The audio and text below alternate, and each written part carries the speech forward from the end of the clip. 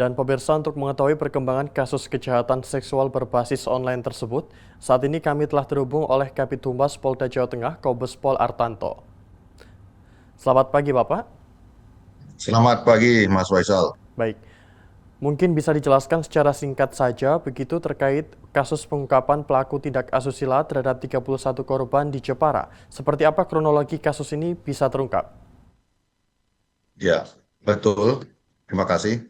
Jadi, Direktorat Kriminal Umum Polda Jawa Tengah ini sedang melakukan penyidikan terhadap kasus kejahatan seksual atau yang kita sebut dengan predator seksual. Korban saat ini terdata 31 anak perempuan rata-rata di bawah umur.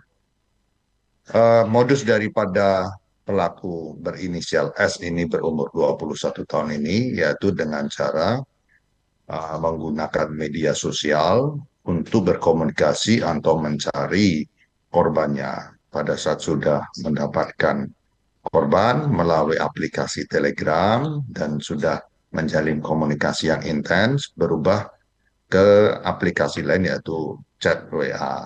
Nah, pada saat menggunakan chat WA ini, tersangka meminta korban untuk mengirimkan konten telanjangnya setengah maupun seluruhnya. Pada saat mendapatkan konten tersebut,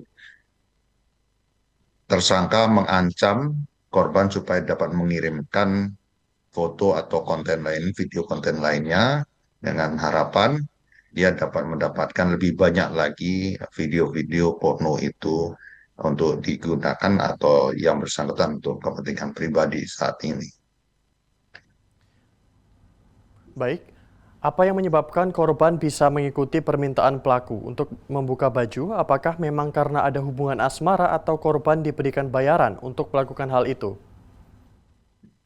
Rata-rata tersangka ini menggunakan eh, media komunikasi menggunakan media komunikasi media sosial ya. Karena media sosial ini ada fitur di Telegram, itu fitur untuk mencari pertemanan. Pada saat anak-anak remaja, anak perempuan ini melihat konten atau melihat foto yang bersangkutan, karena foto yang bersangkutan tersangka ini menggunakan foto palsu, ini tertarik dan berkomunikasi aktif dan akhirnya dibujuk rayulah untuk mengirimkan konten foto telanjang atau pornografi kepada si tersangka. Pada saat sudah mendapatkan foto tersangka, foto konten video porno ini atau foto porno ini oleh tersangka diminta ulang lagi mengirim foto-foto selanjutnya. Apabila si korban ini si anak ini tidak mau mengirimkan, yang bersangkutan diancam akan disebarluaskan ke orang lain atau teman-temannya. Hal ini yang membuat korban atau anak-anak perempuan ini menjadi takut dan depresi dan tidak berani berbicara kepada orang lain dan akhirnya menuruti keinginan dari tersangka S tersebut. Demikian. Dapat diceritakan Bapak izin terkait 10 korban yang dapat bertemu dengan pelaku? Ya, di antara 31 korban ini ada beberapa korban yang sudah disetujui oleh tersangka ini di rata-rata beralamat di Jepara, berarti di sekitar lokasi rumah tersangka. Bersangkutan diajak kopi darah bertemu dan yang bersangkutan melaksanakan kegiatan bersetubuh di salah satu rumah kos yang disewa oleh tersangka. Demikian. Baik, sebetulnya apa motif pelaku melakukan hal tersebut? Apakah video dari para korban tersebut untuk diperjualbelikan atau hanya kepentingan pribadi saja?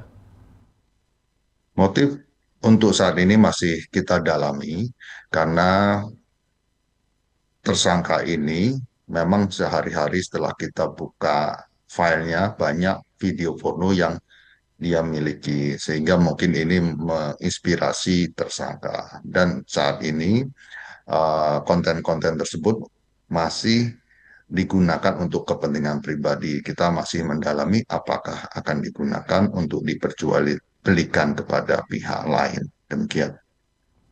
Sampai saat ini bagaimana perkembangan dalam kasus tersebut, Bapak? Kita berkoordinasi dengan stakeholder yang lain seperti lembaga PPA atau Unit Perlindungan Perempuan dan Anak dari pemerintahan provinsi Jawa Tengah maupun pemerintahan Kabupaten Jepara, dan juga kita berkoordinasi dengan KPAI, dan juga kita berkoordinasi dengan Bareskrim tentang penanganan kasus ini khususnya terhadap perlindungan perempuan dan anak. Demikian. Baik, terima kasih Kabid Humas Polda Jawa Tengah, Kombes Pol Artanto, telah bergabung bersama kami. Sehat selalu dan salam presisi. Terima kasih.